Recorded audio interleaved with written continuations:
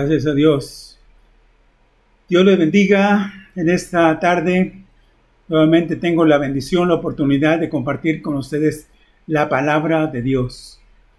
Y bueno, es el propósito siempre de bendecir, de edificar con esta palabra, tratando de explicar en lo más posible el contenido de las Sagradas Escrituras de acuerdo a la porción, de acuerdo a la cita bíblica o escritura que hayamos escogido a propósito para tal momento o para tal oportunidad. Bien, en esta tarde, gracias a Dios por los que nos escuchan, por los que nos ven, gracias a Dios por sus vidas, que Dios siga enriqueciendo sus corazones con su verdad. Y bueno, quiero compartir el tema en esta ocasión, la Trinidad de Dios. Y hay dos versículos de inicio, para ver allí qué nos dice las Sagradas Escrituras con respecto a este asunto. Y bueno, tengo aquí primeramente Deuteronomio 6:4, un versículo muy citado y que tiene que ver con el señalamiento principal, diría que tiene que ver con la singularidad o el hecho de que Dios es uno. Bien, dice así, Deuteronomio 6:4, leyendo en el nombre del Padre, del Hijo y del Espíritu Santo. Hablando el Señor a su pueblo Israel, les dice: Oye Israel, Jehová nuestro Dios, Jehová uno es. Bien, aquí podemos ver esta declaración en cuanto a la unidad de Dios o unicidad de Dios. Pero ya en la segunda cita voy con ustedes a Isaías 48, versículo 16, que dice así, en esta declaración: acercaos a mí, oíd esto. Desde el principio no hablé en secreto, desde que eso se hizo. Allí estaba yo, y ahora me envió Jehová el Señor y su Santo Espíritu. Hay la alusión o la mención de tres personas allí que comparecen en este versículo. Dice: allí estaba yo. Ahora me envió Jehová el Señor y su Santo y su Espíritu. Dice así. Bien. No es un asunto sencillo, no es un tema fácil. Estoy consciente de ello. No pretendo en lo absoluto agotar el tema. Siempre habrá cosas que comentar o que preguntarnos, pero hasta donde más sea posible y con la ayuda del Señor trataré de explicarme. Bien, hay diferentes teorías, diferentes corrientes. Por ejemplo, cito de una, el modalismo. Esta secta, el modalismo, que dice que hay un solo Dios, pero no tres. En esta primera mención estamos de acuerdo, o sea, hay un solo Dios y no hay tres dioses como tal. Bien, pero ellos dicen, ya prefiriendo o inclinándose o seleccionando, ellos dicen, o ya sea solo Jesús y nada más, o solo el Padre, también puede ser, pero nada más Él, o únicamente el Espíritu Santo, pero no los tres, porque no hay tres dioses, insisten ellos en decir así. Bueno, pues vamos a ver con la ayuda de Dios qué tenemos, ¿verdad?, para compartir ahora ¿Por qué? Porque la palabra Trinidad no aparece como tal en la Biblia, en las Sagradas Escrituras. Este término no es bíblico, no lo es. Pero sí la doctrina de la Trinidad. Así que es conveniente para el Dios que se revela en las Escrituras como el Padre, el Hijo y el Espíritu Santo. Sí, la palabra Trinidad es conveniente para el Dios trino o triuno que se revela en las Sagradas Escrituras como el Padre, Hijo y Espíritu Santo. Bien, en la deidad se distinguen tres personas, según lo que podemos advertir aquí en las Sagradas Escrituras. Y de una vez debo decir, esto no significa que son tres dioses. No son tres dioses, ni tres partes o modos de Dios. Dios es un espíritu indivisible. Sí, pero son iguales. Es lo que advertimos, lo que podemos mencionar. Son iguales en eternidad con Dios y comparten el mismo carácter, la misma esencia y la misma naturaleza. Notemos, son de la misma esencia, del mismo carácter, de la misma naturaleza. Todo esto resulta en mucho un misterio para nuestra mente finita, nuestra mente pequeña, comparativamente hablando, ¿sí? Pero creo también que hay suficiente revelación en la palabra de Dios como para comprender y entender este tema, este asunto de la Trinidad de Dios. Hay agrupaciones religiosas que, no creen, no aceptan para nada la Trinidad. Menciono algunos, por ejemplo, los unitarios, los russellistas, los de la ciencia cristiana, los espiritistas, los mormones, los cientólogos, los musulmanes y los seguidores del budismo. Ellos no comparten, estos grupos no comparten esta doctrina de la Trinidad. Sin embargo, la Trinidad está declarada lo suficientemente en las Sagradas Escrituras y se han hecho definiciones en cuanto a esta doctrina en los credos cristianos, por ejemplo, el credo de los apóstoles. Y si nos preguntamos, ¿qué es un credo? Un credo, según tengo aquí del latín, yo creo, confío en lo que Dios dice y tengo fe en Dios. Sí, eso es. Y hay algunos credos que emanan directamente de las Sagradas Escrituras, sí, que en otro momento se podrían considerar o ver. Pero, por ejemplo,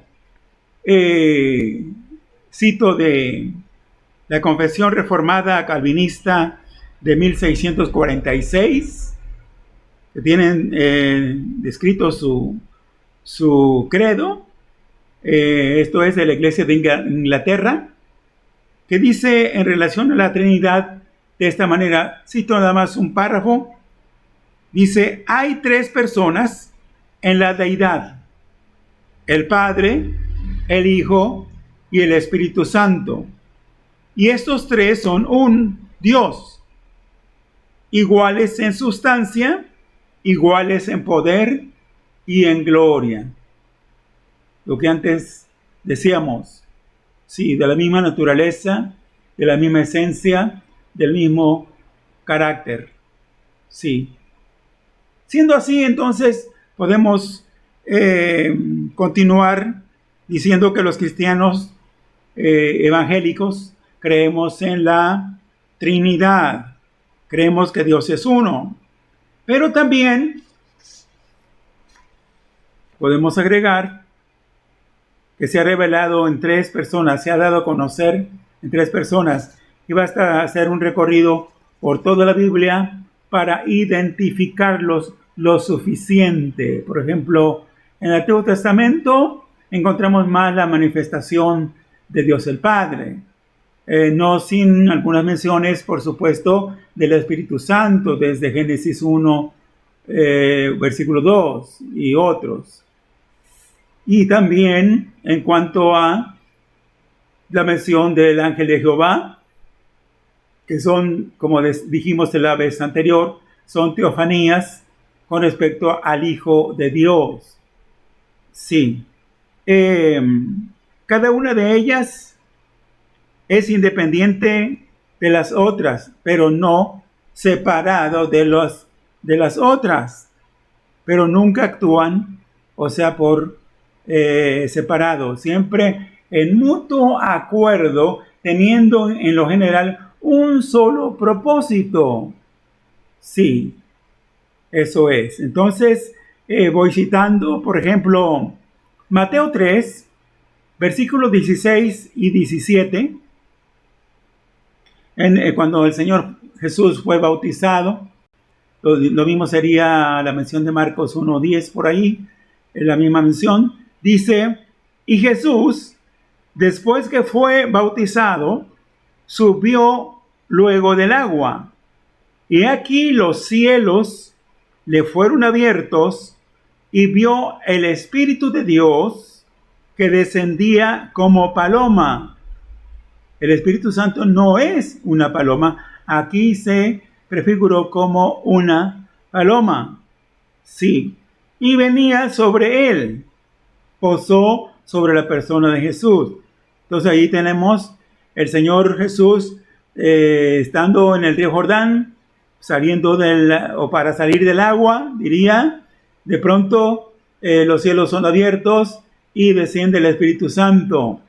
Sí, pero todavía se agrega en el versículo 17 que dice, y hubo una voz. ¿De quién era esa voz?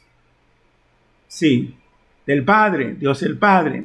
Una voz de los cielos que decía, este es mi Hijo amado, en quien tengo complacencia. Eso es. Allí encontramos a las 3 divinas personas, ¿sí? En un solo evento, en un solo suceso. ¿Y qué evento? ¿Qué suceso? Cuando el Señor Jesús fue bautizado por Juan el Bautista, ¿sí? Y esto, el Espíritu Santo vino, ¿verdad?, sobre él para revestirlo, para capacitarlo, para habilitarlo, para ungirlo, ¿sí? Para el servicio, para el ministerio que estaría a punto de iniciar, o lo que es lo mismo, debido a esa investidura, fue que el Señor comenzó formalmente, públicamente, su ministerio. Sí. Ahora, decía, las 3 divinas personas se diferencian en sus oficios. Mencioné acerca del Padre, manifestado en mucho más en el Antiguo Testamento. Luego, cuando viene el Señor Jesús, se humana, encarna, el Señor toma forma humana, ¿sí? Y aparece en el escenario de esta tierra, de este mundo, ¿sí? Para llevar a cabo su ministerio, consumado allá en la cruz del Calvario, como sabemos, ¿sí? Pero ahí está el Señor, prácticamente antes de ir al Calvario, y a unos días, diría, de ir a la cruz, precisamente, el Señor dio instrucciones y palabras claras a los discípulos con respecto a que Él se iba, pero le iba a pedir al Padre que enviara al Espíritu Santo. Sí, tal como ocurrió.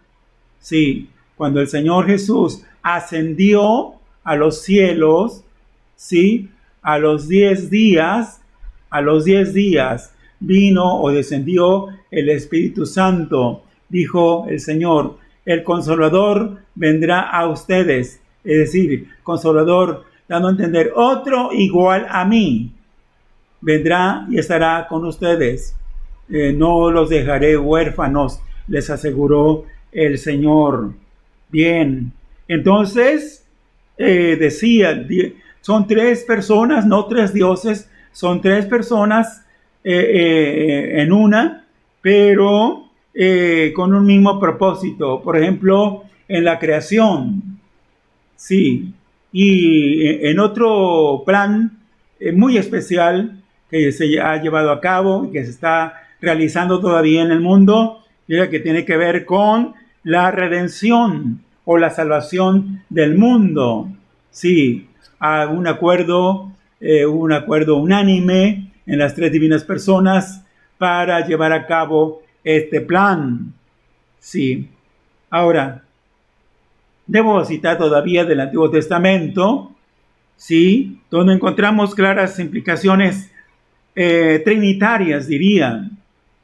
Y voy a citar, por ejemplo, de Isaías 63, versículos 9 y 10, lo siguiente.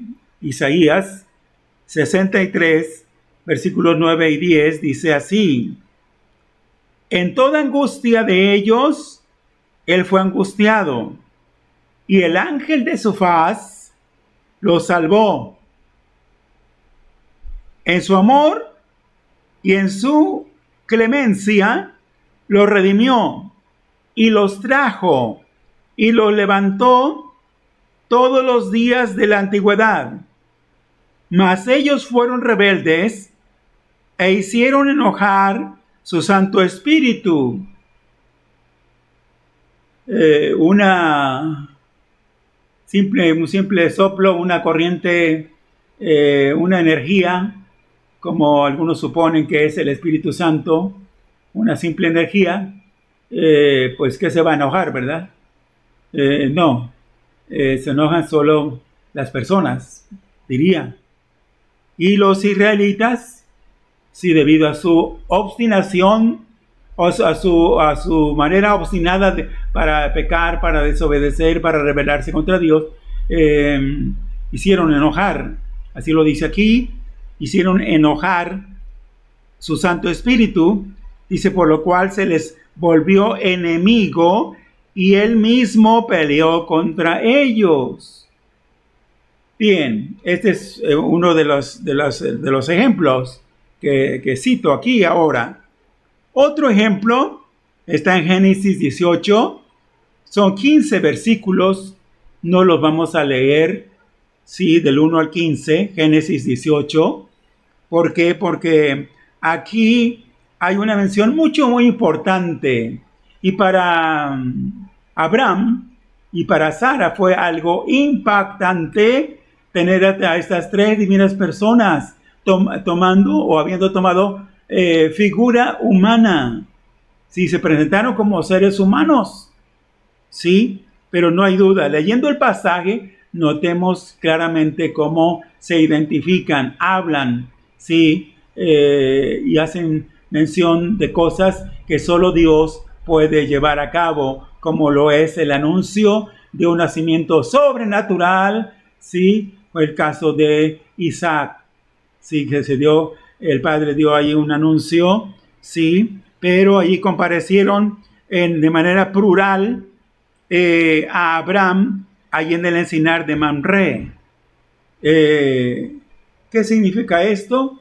Bueno, para nosotros, pues qué sorpresa, ¿verdad? Que haya cierto tipo de manifestación así, de esta naturaleza, donde Dios aparece así, prefigurado, así, manifestado en tres personas, si tanto que participaron, comieron, gustaron del alimento que Abraham les compartió expresamente, de manera especial. Bien, allí tenemos algo que trasciende dentro del propósito de Dios y la voluntad del Señor para Abraham y su descendencia. Sí, cuán importante fue esta especie de aparición de Dios, el Dios triuno. Sí. Otro ejemplo en Génesis 1:26 y 11:7. Allí aparece en el hebreo una palabra Elohim, que está en plural, y dice primero en el versículo 26, 1:26, cuando Dios determina, toma la decisión el Señor de crear al hombre, dice, hagamos al hombre. Hay quien dice que en ese momento Dios hablaría necesariamente con sus ángeles, con los ángeles, como poniéndose de acuerdo, como pidiéndoles opinión de cómo crearía él al hombre. No estaba Dios con los ángeles, no, estaban las tres divinas personas.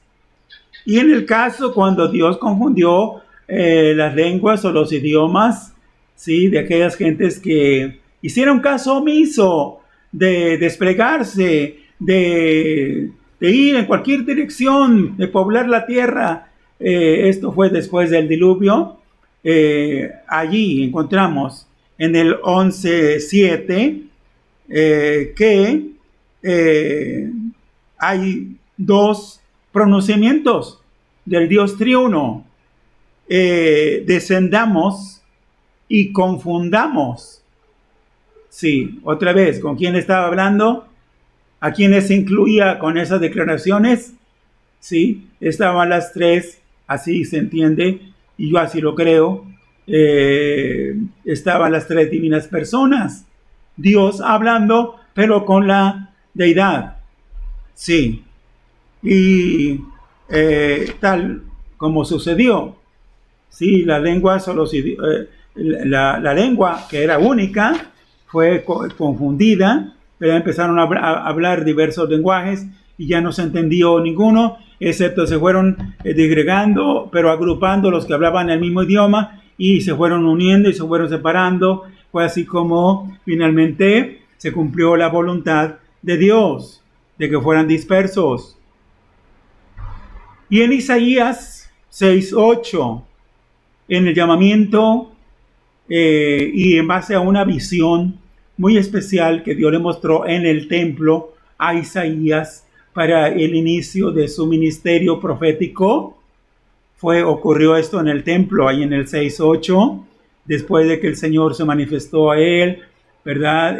Perdonó, limpió sus pecados, lo habilitó, lo puso en condiciones a Isaías, sí, para que no hubiera ningún rehusamiento, ninguna negativa de él para el llamado de Dios a su servicio. Dice aquí este versículo, Isaías 6:8, después oí la voz del Señor que decía, ¿a quién enviaré? ¿Y quién, notemos, y quién irá por nosotros? ¿Y quién irá por nosotros? Otra vez, caemos a la cuenta, llegamos a la conclusión de que sin duda debe haber estado Dios hablando con las otras dos divinas personas. Y fue cuando Isaías respondió y dijo, y yo respondía, aquí estoy yo, envíame a mí. Sí. Son estas declaraciones que, por un lado, son lo suficientemente claras, pero si queremos encontrarle alguna dificultad o ponerles alguna dificultad, seguramente, pues podríamos hacerlo, pero esto distorsionaría el verdadero sentido de estas declaraciones bíblicas. Bien, entonces, decía ustedes también con respecto a que no hay lugar para el triteísmo, no son tres dioses. No son tres dioses. Es una sola persona, un solo Dios, como leímos en el 6:4 de Deuteronomio. Es un solo Dios, pero manifestado en tres divinas personas. Son un solo ser en esencia, sí, en naturaleza, en carácter. No tienen existencia fuera o aparte de su ser esencial. Sí. Entonces, no viven o no sobreviven, lo estoy diciendo en términos muy humanos, ¿verdad? Separado el uno del otro. No. Y nos son inseparables. Sí. No están subordinados, esto es otra cosa que debe llamarnos la atención. No están subordinadas la una de la otra en su ser esencial. Sí, ¿qué quiero decir con eso? Que el orden de mención en las Sagradas Escrituras y mayormente en el Nuevo Testamento es indistinto. Es decir, como se puede mencionar primero al Padre, luego al Espíritu Santo y por último al Señor Jesús. O se puede mencionar primero al Espíritu Santo, luego a Dios y por último al Señor Jesús. Sí, hay algunos ejemplos, no son todos, pero podemos advertir aquí que dice 1 de Pedro 1:2. 1 de Pedro 1:2. Dice así: según el propósito de Dios Padre y mediante la santificación del Espíritu para obedecer a Jesucristo y ser limpiados con su sangre. Que la gracia y la paz sean multiplicadas. Sí. ¿A cuántas personas hace referencia el apóstol Pedro? Dice, según el propósito de Dios Padre y mediante la santificación del Espíritu, sí, para obedecer a Jesucristo. Aquí está. Decía, no hay ningún problema, ¿verdad? Porque no hay una subordinación. Cuando vino el Señor Jesús a esta tierra, alguien diría, bueno, y no que no. El Señor Jesús durante su ministerio aquí en la tierra estuvo subordinado, estuvo bajo las órdenes, estuvo para cumplir solo y principalmente la voluntad de su Padre. ¿Sí? ¿Por qué? Porque Él estaba vistió esta naturaleza humana.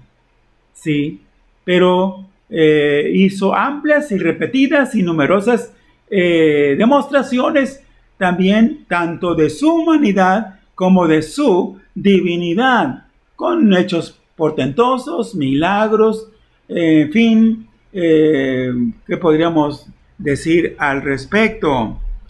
Sí, ahora, también encontramos una mención, no en orden, de Dios el Padre, Jesucristo y el Espíritu Santo, allí en segunda carta de los Corintios 13:14, donde dice que la gracia del Señor Jesucristo, ahí se menciona primero al Señor Jesús, y el amor de Dios y la comunión del Espíritu Santo sea con todos ustedes.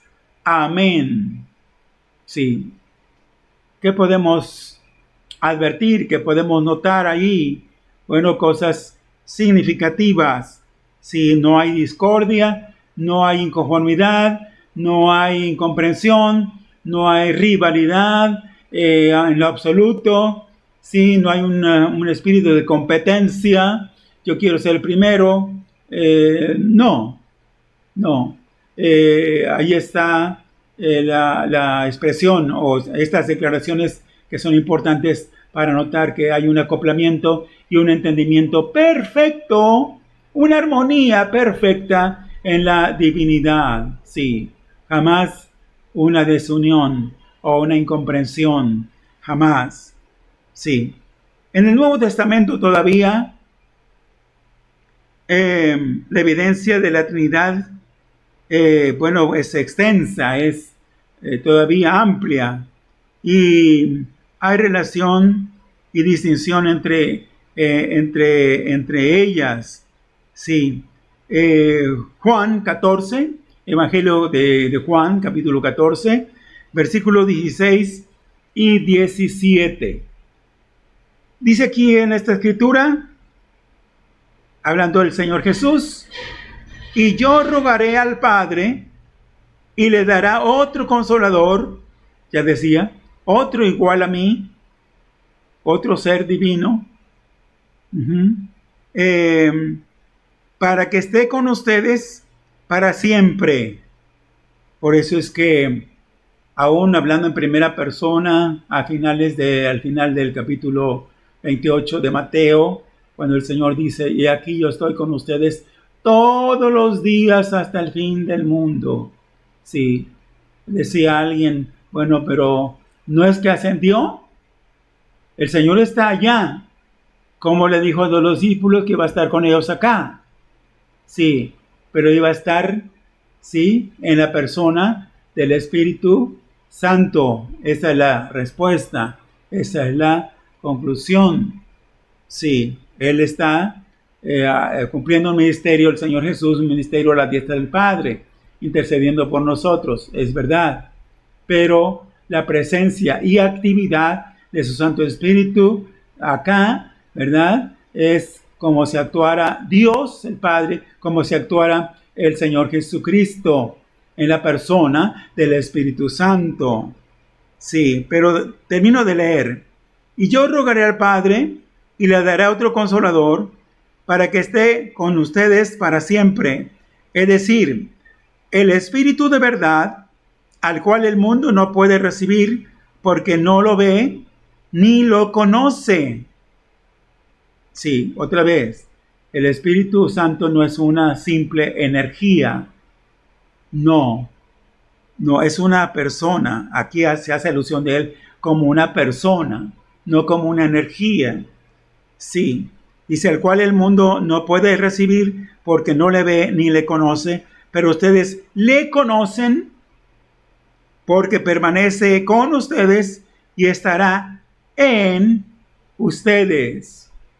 Sí, es decir, antes que el Espíritu Santo viniera, el Espíritu andaba, estaba, caminaba con los discípulos ahí al lado. Sí, alguien que, por eso, consolador, paracleto, quiere decir alguien que cae al lado o va al lado de otra persona. Sí, eso es. Sí. Bien. Se hace mención de Dios en el Nuevo Testamento como el único Dios. Si así fuera la pregunta, ya leímos de Deuteronomio 6:4. Oye Israel, Jehová nuestro Dios, Jehová uno es. Pero en el Nuevo Testamento hay alguna mención donde se dice que hay un solo Dios. Sí, más de una mención. Y tenemos aquí, por ejemplo, Gálatas 3:20. Gálatas 3:20, donde encontramos que dice, y el mediador no lo es de uno solo, pero Dios sí es uno.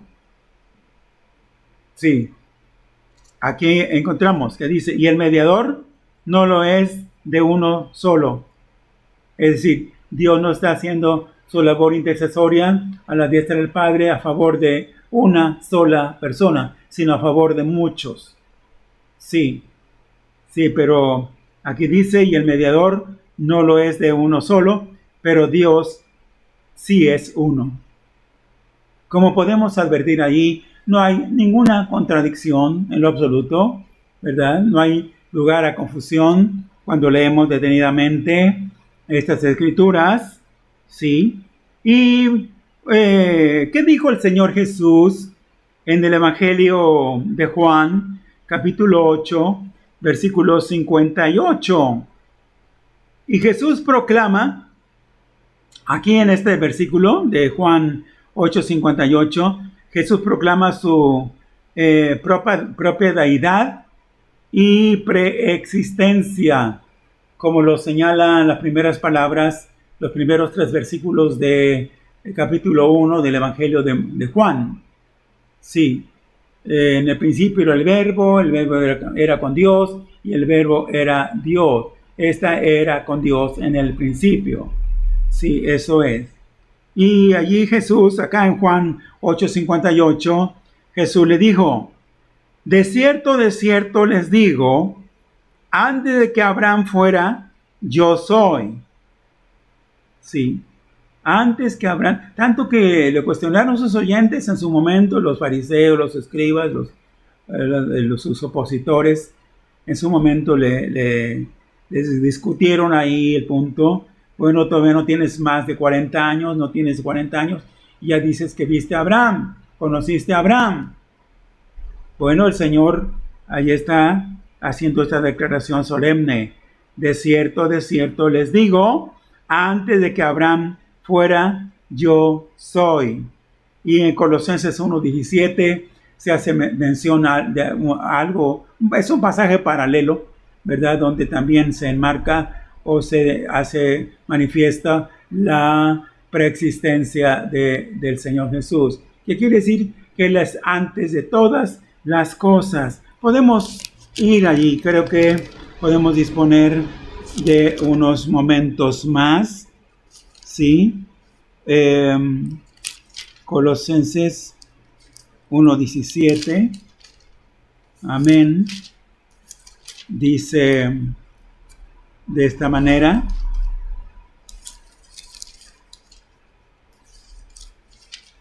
gloria a Dios. Colosenses 1:17 dice: y Él es antes de todas las cosas, y todas las cosas en Él subsisten. Sí, eso es. Y Él es antes de todas las cosas, antes que no hubiera lo que es nada en cuanto a la creación. El Señor Jesús ya era, ya existía, por así decirlo. Sí. Y en Juan, Evangelio de Juan, capítulo 20, versículo 28, notemos ahí que si el Señor Jesús no fuera Dios y hubiera sido aún durante su ministerio reconocido como tal, como Dios o parte de la deidad, para ser preciso, ¿sí? Él aquí aceptó la fe y la adoración de un discípulo. ¿Quién fue este discípulo?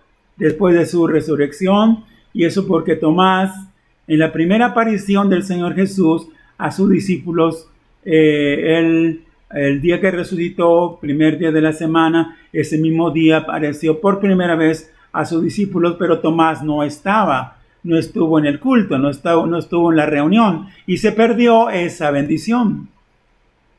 A los 8 días, exactamente a los 8 días, el siguiente domingo, primer día de la semana, el Señor vuelve a aparecer a sus discípulos, pero ya estaba Tomás ahí presente, después de que los días anteriores le habían dicho: hemos visto al Señor Jesús, Él ha resucitado, Él vive, como dijo. Bien, entonces Tomás externó y dijo: no voy a creer, por más que me traten de convencer, no lo voy a creer. Pero ya cuando estuvo delante del Señor Jesús, Tomás respondió y dijo: Señor mío y Dios mío. Notemos, no solo reconoció el señorío de Cristo, sino también reconoció la divinidad del Hijo de Dios. En conclusión, podemos advertir que, ninguna persona de la divinidad existe u obra separada. Ya lo dijimos, ¿verdad? Pero para que quede claro, ninguna persona de la divinidad existe y obra separada de las otras personas, siempre en mutuo acuerdo para cumplir sus propósitos eternos. Sí, eso es. Sí. Así que una de las cosas donde estuvieron totalmente, plenamente también identificados, colaborando, contribuyendo, fue en el plan de salvación. Sin esta participación unánime, la redención, creo, sí, no hubiera sido posible. Sí. La obra redentora no se puede entender separándola de la Trinidad. Y bueno, tengo algunas citas todavía que ya no no vemos, pero que nos llevan a esta reflexión. El Padre dio al Hijo. El versículo conocido, muy conocido de Juan 3:16, porque de tal manera amó Dios al mundo que dio a su Hijo unigénito. Eso es, para que todo aquel que en él cree no se pierda, mas tenga vida eterna. Pero el Padre fue el que dio al Hijo, pero correspondió al Hijo, según su función, su papel principalísimo, ¿verdad? Entregarse a sí mismo, según lo encontramos en Gálatas 3:20. Gálatas 3:20. Él se entregó a sí mismo, muriendo espontánea y voluntariamente, entregándose él, ¿verdad? Y completamente dentro de la voluntad de su Padre, ¿sí? Para finalmente morir, para entregar su vida allá en la cruz del Calvario. Sí. Entonces, es lo que podemos señalar acá. Y el Espíritu Santo, bueno, abre para nosotros la gran posibilidad de una labor muy especial de regeneración, de transformación, de cambio, de implantación de la nueva naturaleza en nosotros toda vez que nos convertimos a Cristo. Sí. Como podemos advertir, allí está la acción, la participación de la deidad, de la Trinidad. Sí, el Padre concediendo al Hijo, enviando al Hijo, el Hijo llevando a cabo completamente la redención en su entrega voluntaria, ¿sí? Y el Espíritu Santo, ¿sí? Haciendo la obra interna en los corazones, una obra de cambio, de transformación, ¿sí? Como tal se ve en muchos testimonios.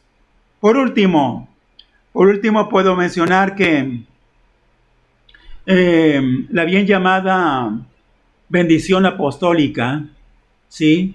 Conviene, ya cité este versículo de 2 Corintios 13:14, pero cierro con esto, termino con esto, con esta declaración, ¿sí? Esta bien llamada bendición apostólica que dice: que la gracia del Señor Jesucristo, el amor de Dios y la comunión del Espíritu Santo sea con todos ustedes. Amén.